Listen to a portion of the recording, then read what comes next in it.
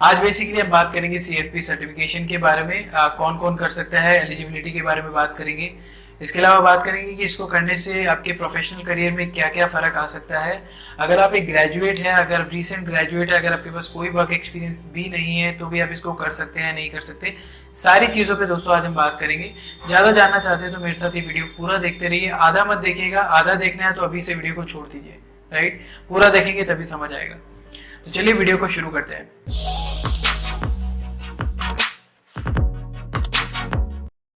दोस्तों वीडियो शुरू करने से पहले मैं आप लोगों से रिक्वेस्ट करता हूं, अगर आपने अभी तक हमारे चैनल को सब्सक्राइब नहीं किया है तो सब्सक्राइब कर लीजिए, ताकि एजुकेशन से रिलेटेड, करियर से रिलेटेड, जॉब से रिलेटेड मोटिवेशनल फैक्ट्स और वीडियोस जब भी हम लेके आए आपके पास सबसे पहले पहुंच जाए।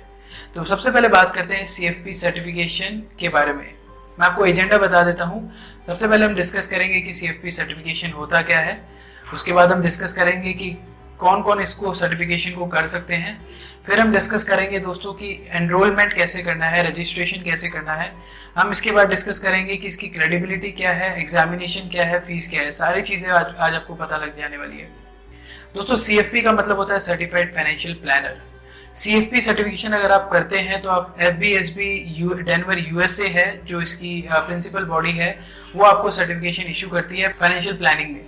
अब इसकी वैल्यू आप इसी से लगा सकते हैं कि 23 कंट्रीज में एक्सेप्टेड है, including USA, Japan, China, Switzerland, Hong Kong. ये सारी कंट्रीज है। ये तो मुझे कुछ नाम याद है वो मैं आपको बता रहा हूँ। ऐसी 23 कंट्रीज है, बड़ी बड़ी कंट्रीज में एक्सेप्टेड है।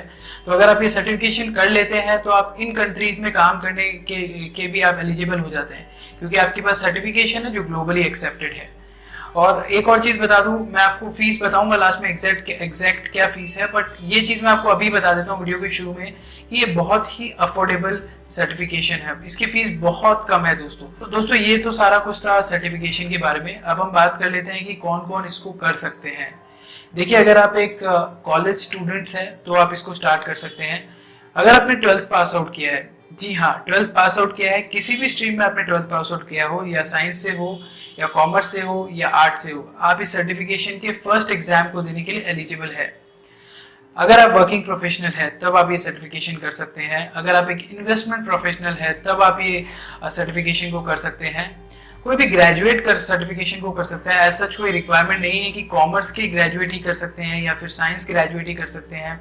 आपने बीटेक किया हो, बीबीए किया हो, बीकॉम किया हो, बीसीए किया हो, कोई भी ग्रेजुएशन किया हो, आप इस सर्टिफिकेशन करने को एलिजिबल है। क्योंकि बहुत सारे लोग आजकल करते हैं, क्योंकि सर्टिफिकेशन जब आपके पास रहता है ना तो आपकी सीवी एनहांस होता है, सीवी में दम पड़ता है। तो अब बात कर लेते हैं दोस्तों इसके लिए एनरोलमेंट कैसे करना है, रजिस्टर कैसे करना है। सबसे पहले देखिए दोस्तों, रजिस्ट्रेशन करने के लिए सबसे पहले आपको एफबीएसबी इंडिया की वेबसाइट, इसके अलावा एनएससी की वेबसाइट पे रजिस्टर करना पड़ेगा।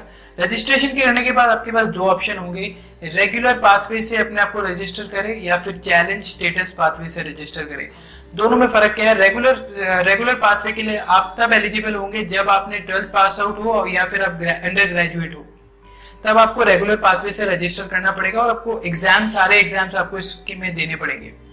बट चैलेंज स्टेटस पाथवे में आपके साथ ऐसा नहीं है। अगर आप चैलेंज स्टेटस पाथवे के लिए एलिजिबल है, एलिजिबिलिटी यही है कि अगर आपने एमबीए किया है, एमकॉम किया है, सीएफए किया है, एलएलबी किया है, एफसीए किया है, तो अगर आप इस चीज के लिए एलिजिबल है।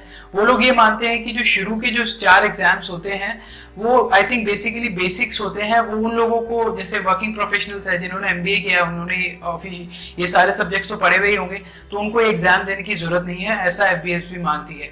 तो अगर आप चैलेंज स्टेटस पाथवे के थ्रू एग्जाम देते हैं तो आपको सिर्फ लास्ट का एग्जाम देना पड़ता है, राइट। तो ये दो तरीकों से आप अपने आपको रजिस्टर कर सकते हैं। अब बात कर लेते हैं दोस्तों एग्जामिनेशन में सब्जेक्ट्स कौन कौन से होते हैं और रजिस्ट्रेशन फीस कितनी होती है।